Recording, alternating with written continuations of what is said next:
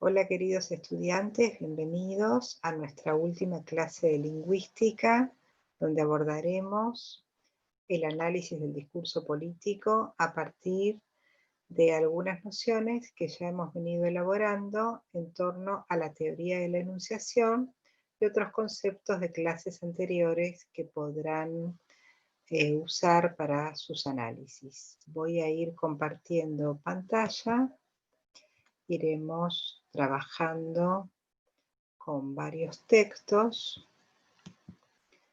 Este es el primero de ellos. Es un texto de María Marta García Negroni. Lleva por título El discurso político contra destinación indirecta y puntos de vista evidenciales, la multidestinación en el discurso político revisitada. Ella tiene otro texto, por eso lo de revisitada, ¿no? Lo que voy a tomar de este texto, que luego ustedes también van a tener en la bibliografía, es esta parte de introducción, donde a mí me interesa leer con ustedes estas cuestiones que vienen de un autor que se llama Eliseo Verón, que es un semiólogo argentino. Dice así María Marta García Negroni, también otra gran lingüista e investigadora en el área de análisis del discurso. Dice que es sabido que el campo del discurso de lo político implica necesariamente enfrentamiento. Bueno, Verón lo concibe así, es decir, la política es enfrentamiento de posturas, de matrices ideológicas. Incluso cuando hay acuerdo, se termina la política, ¿no? La política exige el enfrentamiento. Es decir, una relación no solo con el adherente y el indeciso, que serían esos votantes, ese público al que siempre se desea seducir, por ejemplo, en las campañas políticas, sino también y quizás fundamentalmente con el adversario u otro negativo, ¿no? Vean la denominación, adversario u otro negativo. El campo de lo político supone, en otras palabras, una lucha discursiva entre enunciadores, no entre personas, sino entre enunciadores, es decir, estas figuras del discurso que nosotros hemos analizado desde la perspectiva de Benveniste. Según afirma Verón, nos dice María Marta García Negroni, a diferencia de otros tipos de discursos, el político comporta, y ello de manera constitutiva, la construcción simultánea de un destinatario positivo, al que denomina el prodestinatario, y de un destinatario negativo, que se llama el contradestinatario. Entonces, el destinatario positivo es aquel que forma parte de esa matriz ideológica. Por ejemplo, cuando Perón le hablaba a los peronistas, o cuando Balbín le hablaba a los radicales, o cuando Cristina Kirchner le hablaba a los kirchneristas, es decir, los adherentes. Y los negativos son los contradestinatarios, es decir, los que no son adherentes. Pero la cosa es bastante más compleja. Al mismo tiempo, sostiene el autor, es decir, Verón, que es habitual que en el marco de las democracias contemporáneas también se revele en el discurso la figura de un tercer hombre. Esa figura lleva el nombre de paradestinatario. Verón describe cada una de estas categorías, son categorías discursivas, según las distintas modalidades con las que en el discurso se las construye. Entonces, el prodestinatario es la figura discursiva que participa de las mismas ideas, es decir, no son los que hay que convencer porque ya están convencidos, y que adhiere a los mismos valores y que persigue los mismos objetivos del enunciador. como es aquel de quien se supone la creencia, es el que está incluido en el colectivo de identificación. Sería entonces un nosotros inclusivo. El que está incluido en el colectivo de identificación. Y a quien se reserva la función de refuerzo de la creencia. Porque si hay algo que un político no deja de hacer cuando lleva adelante su discurso, es decir, no pierde la oportunidad de reforzar la creencia de aquellos que ya forman parte del colectivo de identificación. Es como una tarea de sostén, de refuerzo. En cambio, el paradestinatario, ese que recién definimos como el destinatario negativo, perdón, el paradestinatario, el último, ese tercer hombre, por su parte es el definido por los sectores de la ciudadanía que se mantienen en cierto modo fuera del juego, es decir, a los que habría que convencer, a los que habría que seducir. Su creencia está en suspenso, no se sabe, por lo que a él se destina todo lo que es del orden de la persuasión, porque habría que sumarlos a las filas. Entonces, un discurso político siempre refuerza la creencia, fortalece esos lazos con el colectivo de identificación, pero también trata de sumar votos, ¿cierto? Porque las elecciones se ganan con votos. Aquellos que no están decididos, aquellos que no forman parte de este colectivo de identificación, es a los que justamente se trata de persuadir. Esos son los paradestinatarios. Finalmente, el contradestinatario, este que habíamos definido antes como ese otro negativo también, es el que tiene la creencia inversa. Todo lo que es verdadero o bueno para el enunciador es falso o malo para él. Por ejemplo, los macristas en relación con los kirchneristas, ¿no? Por dar un caso reciente. Es el que queda excluido del colectivo de identificación y a quien le corresponde todo lo que tiene que ver con la función polémica del discurso. Son los adversarios y algunas veces incluso hasta los enemigos, ¿sí? Esto, por una parte, nosotros vamos a tener un texto también de María Marta García Negroni, donde se ponen en juego estas nociones de Eliseo Verón y ella justamente las amplía. Ahora vamos a trabajar con otro texto que es el texto de Cristina Fernández de Kirchner, que ustedes tienen ya en un mensaje que yo les envié. Es un discurso que da la expresidenta, aquí lo tienen, en el acto del 38º aniversario del triunfo electoral de Héctor Cámpora. Y yo les he dejado a ustedes el texto del discurso. También pueden en YouTube recuperar este discurso y visualizarlo. No sé si todo, pero al menos una buena parte de él. Pensemos que un discurso no es solo el texto, como ya estuvimos explicando, sino que el texto es un elemento que compone el discurso.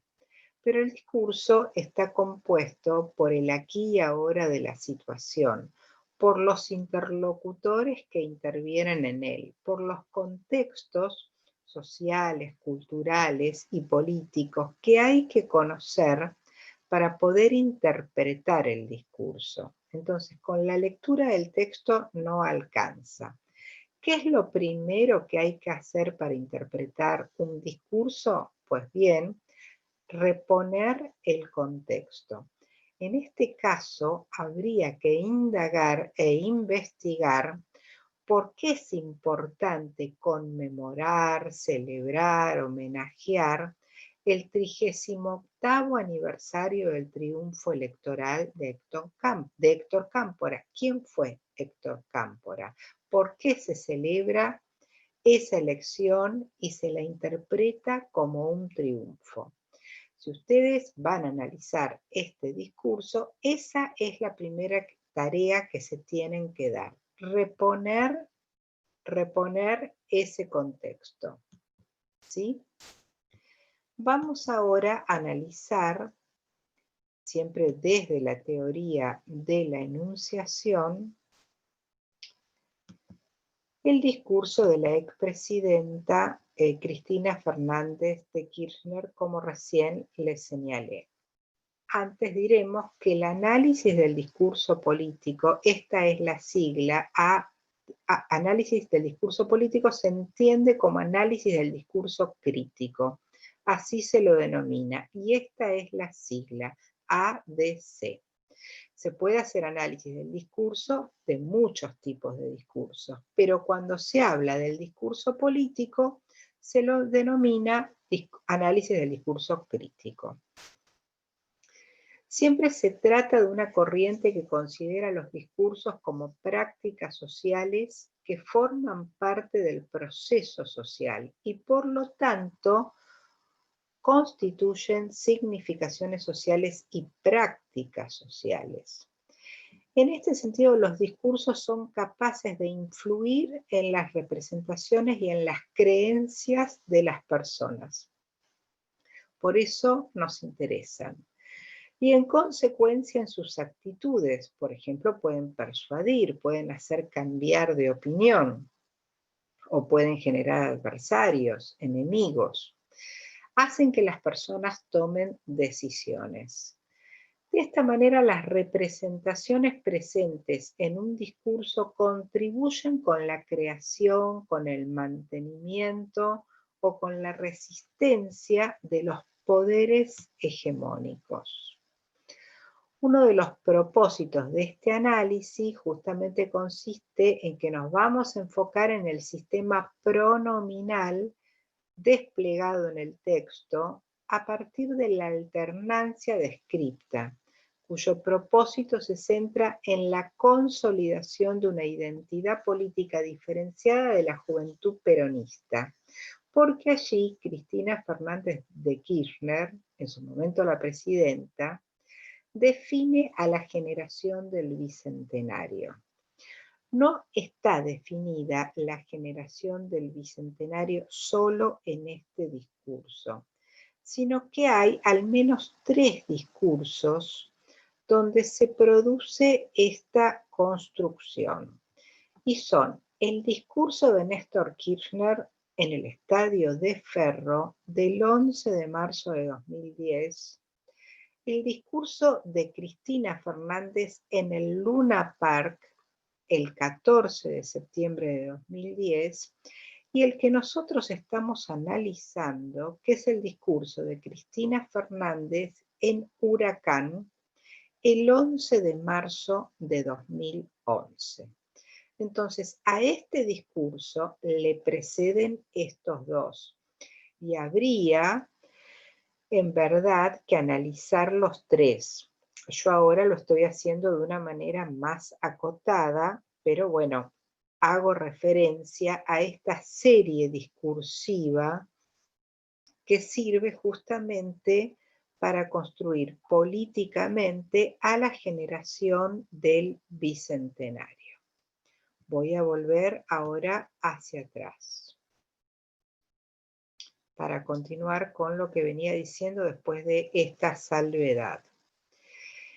En el discurso de Cristina Fernández vamos a analizar ahora 5 actores sociales principales, siempre desde la teoría de la enunciación. Vamos a poner en juego nuevamente esas nociones que ya hemos visto nosotros en otros discursos. Incluso ustedes analizaron muchas de estas nociones en sus propias presentaciones. El primero de estos actores sociales, siempre en singular, es el yo, ¿no?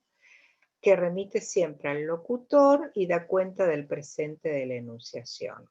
Este yo, en el discurso de Cristina, tiene como contrapartida un ustedes. Lo vamos a ir señalando. El yo siempre tiene como contrapartida el ustedes, que corresponde a los alocutarios o a los enunciatarios. Es decir, en este caso, a todos los presentes en el estadio que funcionan como destinatarios del mensaje de la entonces presidenta. Pero además de esto, se construyen 4 tipos de nosotros, que son los que vamos a analizar. El primero incluye a la presidenta y a su marido, a Néstor Kirchner, que en ese momento ya había fallecido. A ese pronombre remite, por ejemplo, este fragmento. Voy a colorearlo para que se vea un poco mejor. Desde que lo conocí, dice la enunciadora, refiriéndose justamente a Néstor Kirchner, en los peores momentos que vivió la Argentina y que vivimos tal vez nosotros en tiempos personales. Bueno, aquí se encuentra el nosotros exclusivo o excluyente, que incluye en verdad al yo, a la entonces presidenta y al él.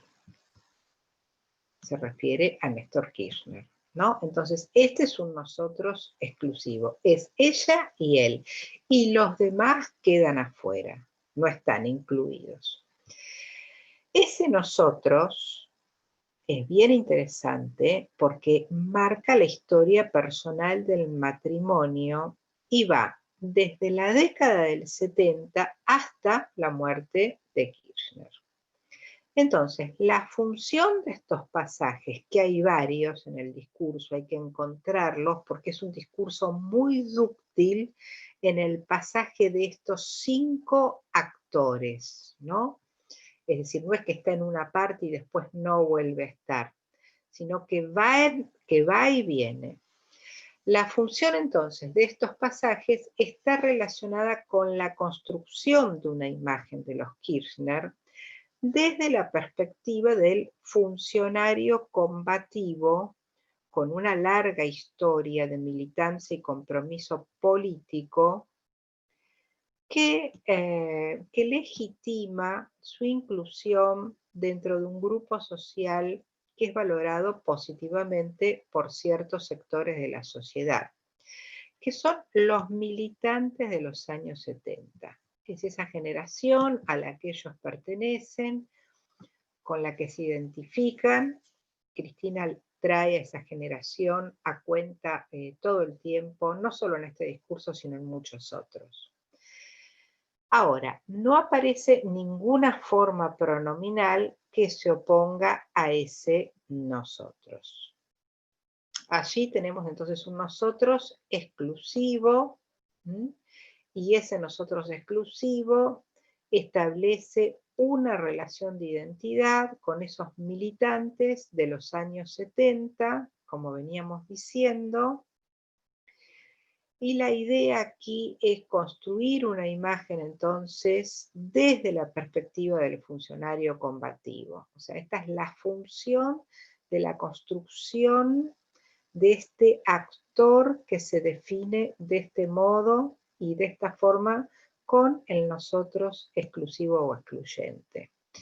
También remite a una temporalidad, es decir, la biografía de la presidenta y la de su marido desde los 70 hasta la muerte de Néstor Kirchner.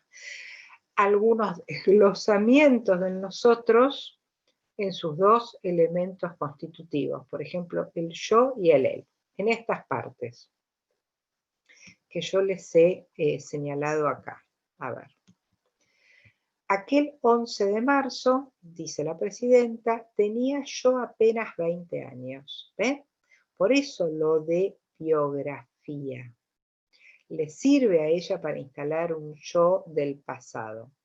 ese 11 de marzo, cuando ganó Cámpora las elecciones, recordemos que se está celebrando el 38º año de ese triunfo electoral. Bueno, cuando eso ocurrió, ella tenía 20 años. Es decir, que ese hecho le sirve para rememorar y para dimensionar buena parte de su vida como militante.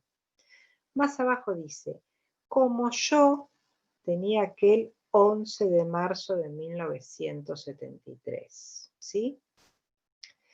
Entonces, yo quiero venir a recordarlo, dice, como se recuerda a los militantes con el compromiso de que la lucha que él inició un 25 de mayo del año 2003 es la lucha mía por construir la Argentina que él tanto soñó y por la que tanto trabajó sin descanso, sin desmayo, entregando lo mejor de sí.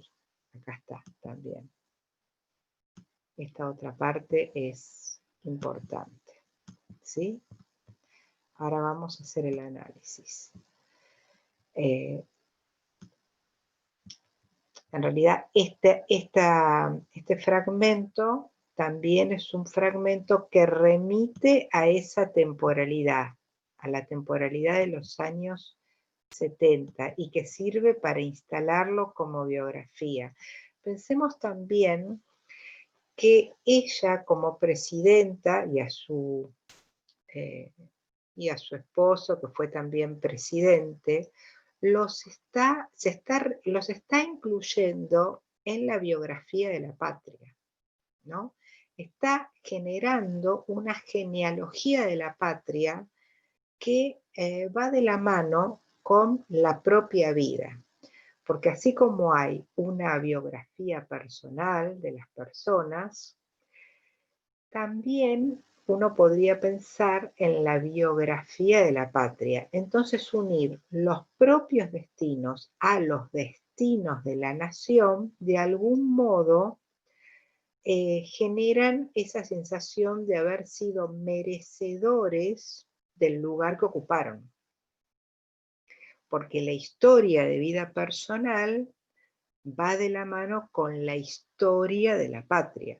El destino personal se une al destino de la patria. Esto está ya, bueno, aparecen muchos discursos, no solo en estos, de otros grandes oradores también, y si uno lee a Sarmiento, bueno, justamente Sarmiento en muchos textos también recurre a esta estrategia de unir la vida personal a la vida de la patria. Luego podemos conversar acerca de esto, pero es una estrategia que tiene que ver con poder candidatearse. Más abajo vamos a analizar ahora un segundo nosotros, ¿no? Entonces hasta ahora analizamos el excluyente. Ahora hay un segundo nosotros que engloba a la totalidad de los presentes en el acto, allí en Huracán, los que estaban ahí, uniendo al locutor, en este caso la expresidenta, con sus alocutarios dentro de un mismo colectivo de identificación, ese destinatario del que habla Eliseo Verón y que recuerda María Marta García Negroni en ese inicio del artículo que yo les leí. Entonces, este segundo nosotros, aquí el nosotros se podría ampliar para abarcar no solo a los presentes en el acto también, sino a todos los kirchneristas, en un sentido más extenso, ¿no? Uno lo podría tomar como que es el yo y los que están allí presentes, o uno también podría interpretar que es el yo, los que están allí presentes y otros kirchneristas que no están en Huracán en ese momento. Al ser una forma inclusiva, aquí se trata de un nosotros inclusivo, no tiene un ustedes que se le oponga, sino mejor un ellos que corresponde a los no kirchneristas. Estos, los no kirchneristas, se pueden dividir entre los que tienen posiciones políticas compatibles y digamos que podrían ser incluidos dentro de ese colectivo de identificación, y los que se oponen. Los que se oponen son los enemigos y los adversarios, ¿no? Entonces, cuando uno dice no kirchneristas, también tiene que pensar que hay allí algunas diferencias. Entonces, aquí tenemos un nosotros inclusivo, que tiene que ver con todos los presentes en el acto y con todos los militantes kirchneristas. Nosotros, todos los presentes en el acto, vamos a ver ahora un fragmento que da cuenta de esta construcción, de este nosotros inclusivo. Por ejemplo, hasta acá, lo voy a señalar. Quiero, dice Cristina, finalmente agradecer a todos ustedes, ustedes es el alocutario, este homenaje que nos hacemos a nosotros, ¿ven? Que nos hacemos a nosotros mismos. También a él. Bueno, ese él, esa tercera, corresponde a Néstor Kirchner. Y a los argentinos. Entonces, quiero finalmente agradecer a todos ustedes este homenaje que nos hacemos a nosotros mismos, también a él, a los argentinos. Vamos a ver ahora un caso de ellos, los no kirchneristas. Vamos a analizar este fragmento. Quiero que le pregunten si como argentino se siente parte de esta América del Sur, de este Mercosur, de esta UNASUR, si se siente profundamente latinoamericano y se siente orgulloso de su identidad, de su pertenencia, de su historia. Si está de acuerdo en una sociedad que da derechos igualitarios, que amplía el abanico de posibilidades y que nos convierte a todos un poquito más iguales todos los días. Si están de acuerdo con esas cosas, forman parte de esta historia y de este espacio. Bueno, vemos acá cómo ella se está dirigiendo a esos destinatarios que no están dentro de ese colectivo de identificación, que es el kirchnerismo, que podrían ser los indecisos, pero a los que trata de captar. Entonces, bueno, si están de acuerdo con esto, aunque no se llamen kirchneristas, pueden formar parte de esta historia. No importa que no se llamen kirchneristas. Si estos valores los podemos acordar, bueno, adentro también no serían los adversarios, no serían los contradestinatarios, sino que serían parte de los paradestinatarios. Indecisos o personas que se manifiestan de otra manera política, pero que de ningún modo serían contradestinatarios, es decir, enemigos o adversarios. Esta es una parte de los no kirchneristas. Más abajo hay otro ellos, ¿ven? Que son los ellos opositores y enemigos. Estos sí son los contradestinatarios. Le decían que estaba loco. ¿Quiénes le decían? Los opositores, los enemigos. ¿A quién? A Néstor. Le decían a él que estaba loco, en otro caso. Y también lo criticaron. Lo único que faltaría es que dijeran que los 11 de marzo se provocan terremotos, porque qué pavadas escriben y qué se dicen. Bueno, más abajo hay una frase construida de forma impersonal para elidir el agente, que también refiere a este ellos enemigo. ¿Mm? Eh,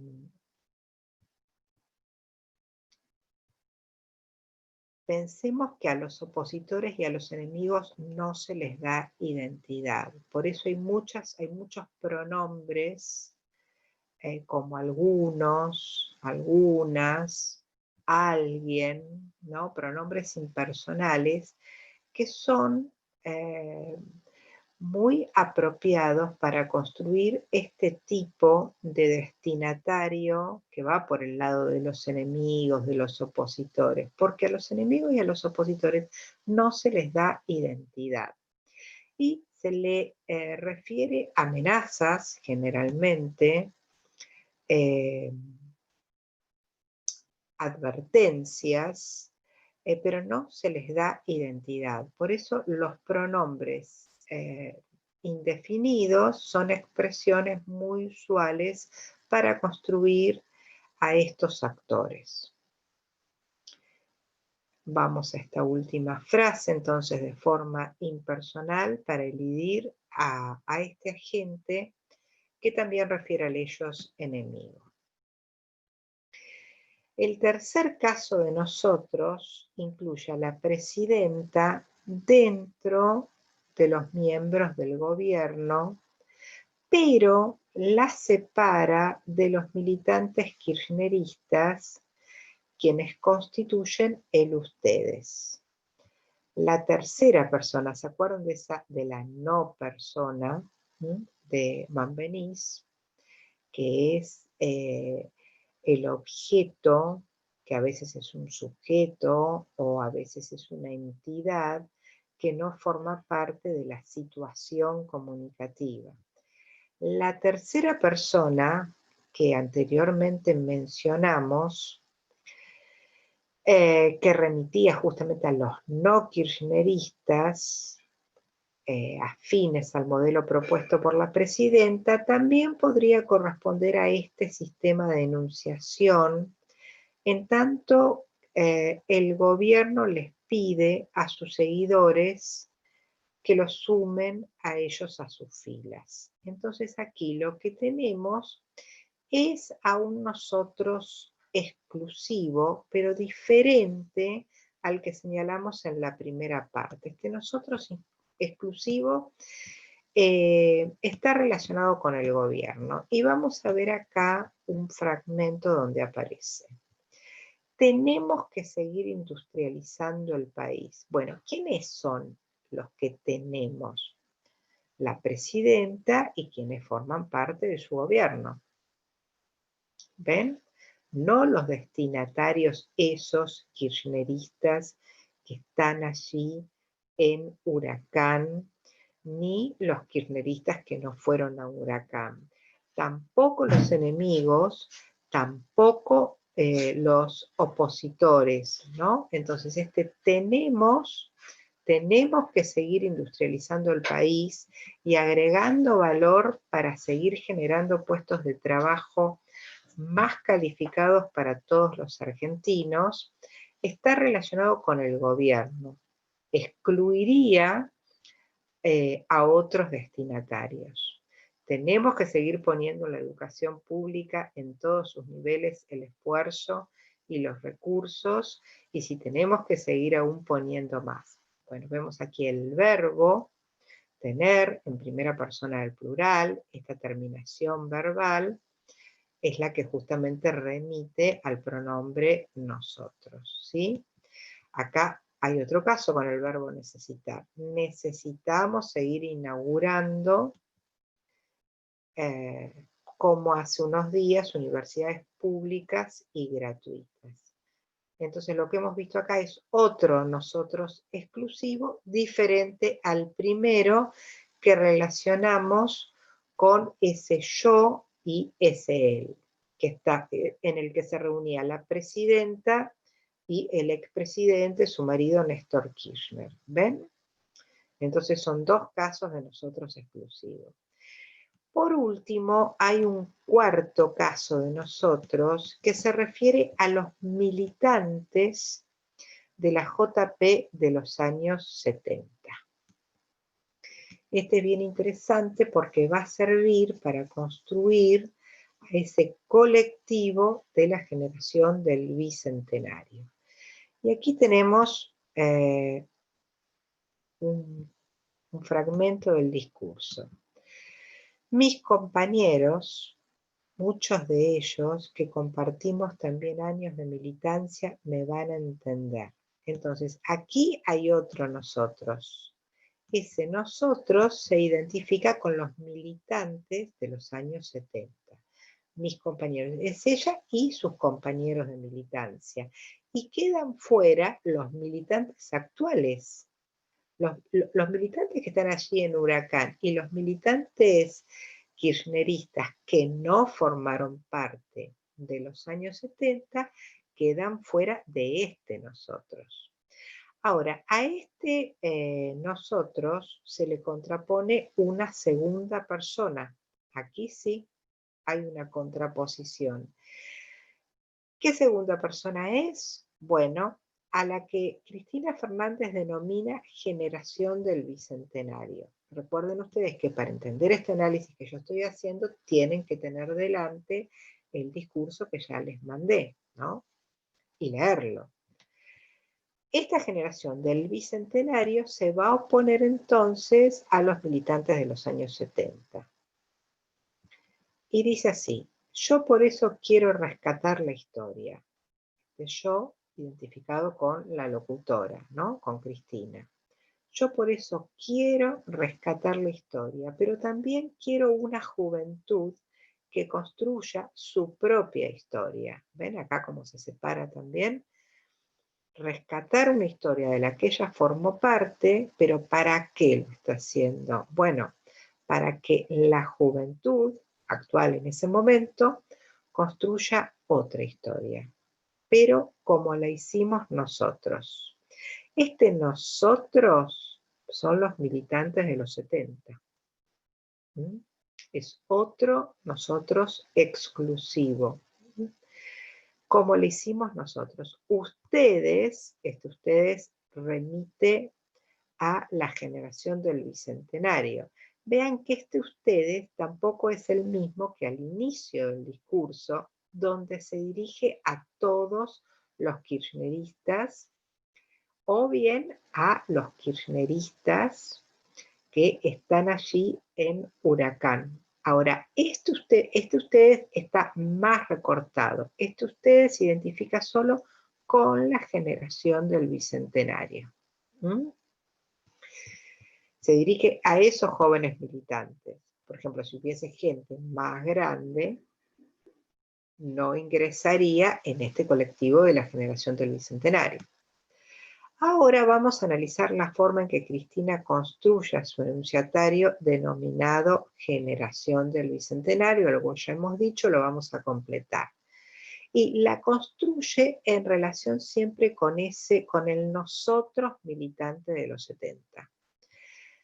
La elección de este discurso particular se debe a ese carácter representativo de la consolidación de la escena política de la agrupación denominada La Cámpora. No es casual, obvio, que esto se construya siempre en discursos del 11 de marzo, ¿no? Donde se conmemora ese triunfo electoral. Y a que constituye la culminación, como yo les decía, de una serie de discursos comenzada un año antes por el entonces presidente Néstor Kirchner en el estado del Club Ferrocarril Oeste. Ese es considerado el punto inaugural del llamado del kirchnerismo a la militancia juvenil. Y la serie está constituida, como ya les comenté, por estos 3 discursos, ¿no? Que se inician en 2010 y terminan en 2011. Hay que destacar la forma en que la misma presidenta reconstruye esa cronología vinculada con la aparición en escena de la juventud militante kirchnerista, porque en este discurso que estamos analizando, Cristina hace referencia a esos otros momentos de fundación, a otros discursos. El primer discurso de la serie mencionada al comienzo de este trabajo que estamos haciendo es considerado por la presidenta de la siguiente manera. Dice así: él me contó, él es Néstor, él me contó de aquel 11 de marzo y me dijo que había sido un acto diferente, que él sentía que ese día se había comenzado a reconstruir vínculos, cercanías, proximidades. ¿Ven? Como un discurso remite a otro. ¿Y cómo se pasa la voz? Él me contó de aquel 11 de marzo y me dijo que, ¿no? Es muy polifónica esta parte también, ¿sí? Y cómo ella también se suma, se incorpora a esta especie de gesta de fundación de una nueva generación. Cómo los discursos remiten unos a otros y van conformando acontecimientos que se suman y que se instalan en la historia. Son los discursos los que se encargan de hacer justamente esta instalación histórica. Luego, en el discurso que analizamos, la enunciataria habla de la muerte de Kirchner, que fue en efecto una oportunidad política de suma importancia para la irrupción en escena de la Cámpora, que es la principal línea, sobre todo en ese momento, ¿no? La principal línea de militancia, de militantes kirchneristas. Y dice así: creo que su último acto de servicio fue también ese 27 de octubre. ¿Sí? Entonces, para comenzar con el análisis de la construcción de la identidad de la juventud kirchnerista, es importante destacar que dentro del colectivo Generación del Bicentenario se encuentra también Florencia Kirchner, la hija de la presidenta. Y si ustedes leen el discurso, en un momento ella habla, dice, mis hijos, ¿sí? Si la presidenta, la enunciadora, se encuentra entre los militantes de los 70 y su hija dentro de los enunciatarios, entonces establece entre ambos un vínculo generacional y filial. La palabra de Cristina Fernández es la palabra de una madre que aconseja a las nuevas generaciones que no cometan los mismos errores y que aprovechen mejor las oportunidades. En efecto, los dos macroactos de habla, ¿se acuerdan que estudiamos esto con Van Dijk?, que priman en los fragmentos del discurso que interpelan a la juventud, son dos macroactos de habla a tener en cuenta. Un macroacto de habla es el pedido, porque la expresidenta le va a hacer un pedido a esta generación del Bicentenario, y el otro macroacto de habla es el consejo. Ambos están justificados desde esta lógica generacional, ¿no? Pensemos en la lógica generacional, cómo tradicionalmente los saberes se pasan de los mayores a los más jóvenes. Después podemos hablar un poco de lo que implica una lógica generacional, pero digamos que en términos generales, las generaciones mayores adquieren experiencias, saberes que trasladan a los más jóvenes, que el saber está del lado de los mayores y que se pone muy en juego toda una historia de legados, de herencias, de alto valor social y cultural. Entonces, La lógica es la lógica generacional en un conocimiento mayor adquirido justamente por la experiencia de los años. Y el discurso de Cristina se va a encargar de afianzar esta lógica generacional. En este sentido, no hay disputa con la tradición. En un momento dice, yo les pido a ustedes, a ese colectivo, que no es el ustedes del inicio, sino que, como dijimos, es la generación del Bicentenario. Ella les está hablando a estos militantes jóvenes ahora. Yo les pido, y ven acá pedir, aquí está el macroacto de habla. Aquí está lo que ella está haciendo con el lenguaje, pedir. Yo les pido que tengan ejemplos, pero que sean ustedes mismos.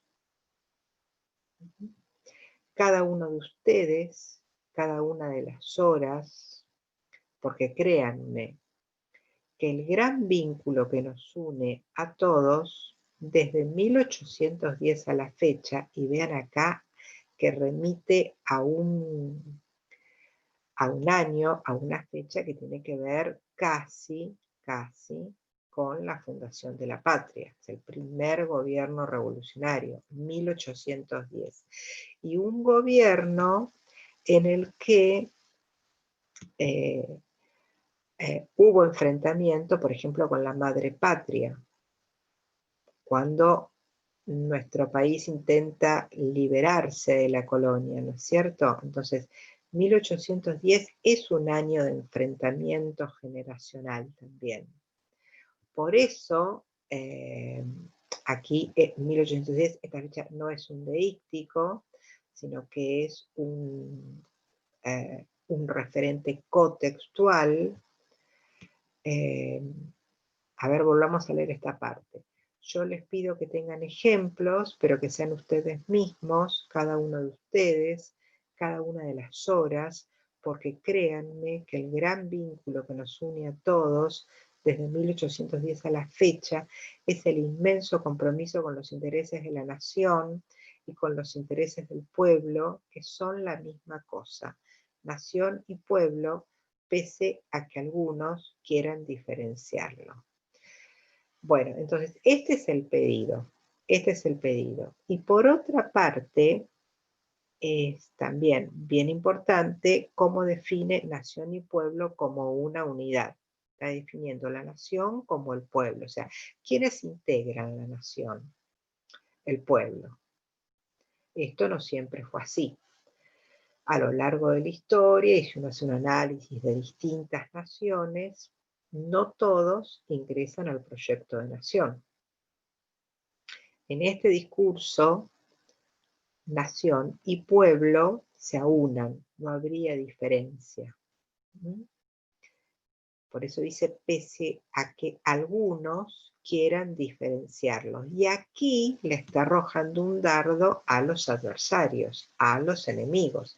Aquí hay otro nosotros.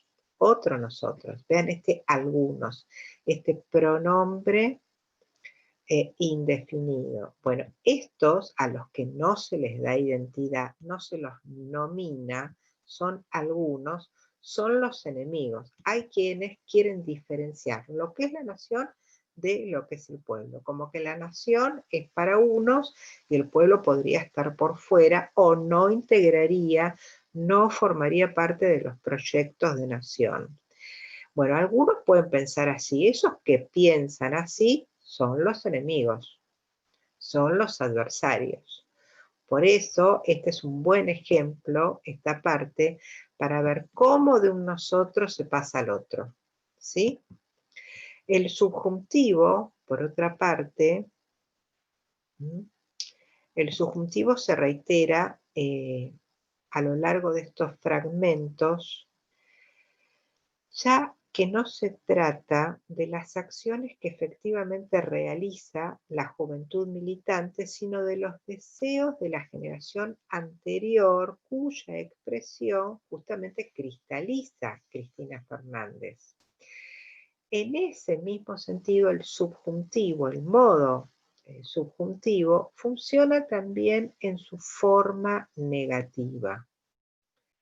con valor imperativo, porque el modo subjuntivo es el modo verbal de los deseos, de las proyecciones, de las aspiraciones, de los sueños. Ojalá que te vaya bien, ojalá que pronto puedas recibirte, te deseo tal cosa. Bueno, el subjuntivo es un modo verbal para expresar ese tipo de acciones, ese tipo de significados. Y lo opuesto sería la orden, el mandato, expresiones con modalidad exhortativa que se suelen expresar con el modo imperativo. Por eso acá les puse, en este mismo sentido, el subjuntivo funciona también en su forma negativa con valor imperativo. Porque también digamos que los modos verbales, más allá del significado establecido que tengan, según los usos, pueden significar, pueden tener otros significados. Delineando entonces a esta nueva generación de la que estamos hablando, a la generación del Bicentenario, delineando cómo esta nueva generación debe ser y qué accionar debe seguir. Vamos a ver ahora uno de esos fragmentos. Dice así. Es otra de las cosas que les quiero pedir. Ven cómo de vuelta el macroacto, ¿no? Cómo se nota, cómo es bien evidente lo que quiere hacer. Es otra de las cosas que les quiero pedir. No pierdan tiempo. No se enrosquen, ni se dejen enroscar en discusiones bizantinas que no tienen nada que ver con lo que le importa a la gente y con lo que le importa a la sociedad. No cometan errores que sí hemos cometido nosotros. Bueno, aquí están las expresiones verbales en modo subjuntivo, pero el valor que tienen es imperativo, es prácticamente una orden, ¿no? Entonces aquí está, no pierdan tiempo, no cometan errores. Está en modo subjuntivo, pero el significado no es el típico del modo subjuntivo, sino que el significado es de orden de mandato. Va más por el lado del significado de las formas verbales con modo imperativo. ¿Sí? Bien, vamos a seguir. La construcción de este vínculo generacional también se relaciona con la figura del heredero político, porque la generación del Bicentenario vendría a ser heredera de los militantes de los 70. Entonces, la generación del Bicentenario es presentada como la posible heredera del proyecto político del kirchnerismo. Dentro del peronismo esto se conecta con la doctrina del trasvasamiento generacional, que por el otro lado no es privativa del peronismo.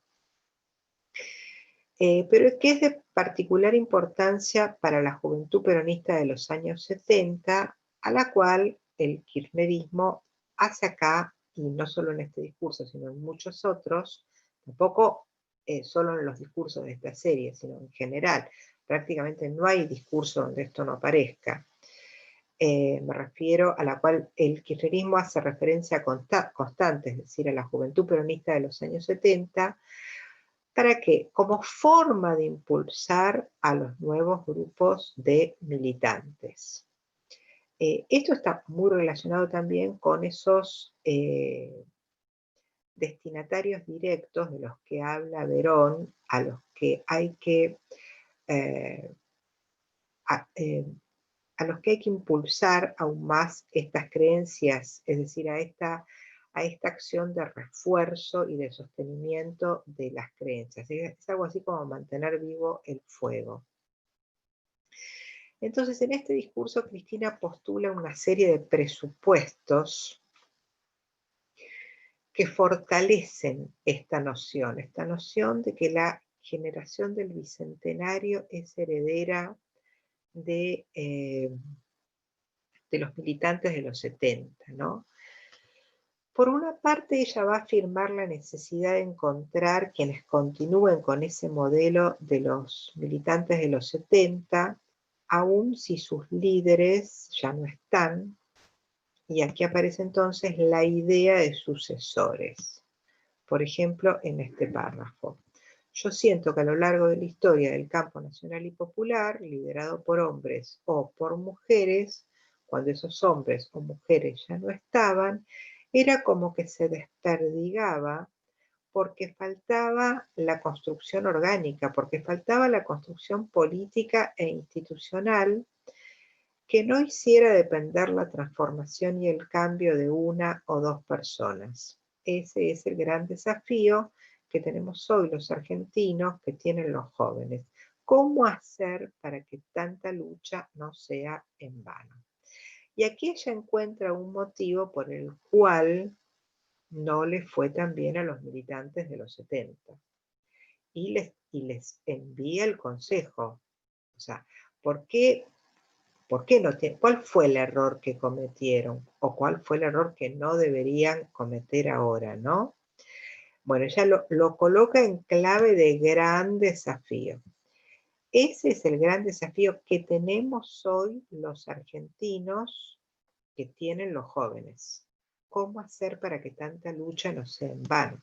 Es decir, que no dependa de un líder. Por otro lado, esos herederos deben salir de esa generación porque son quienes entraron a la política por el kirchnerismo. Es decir, que están moldeados según lo que ese movimiento pretende de ellos.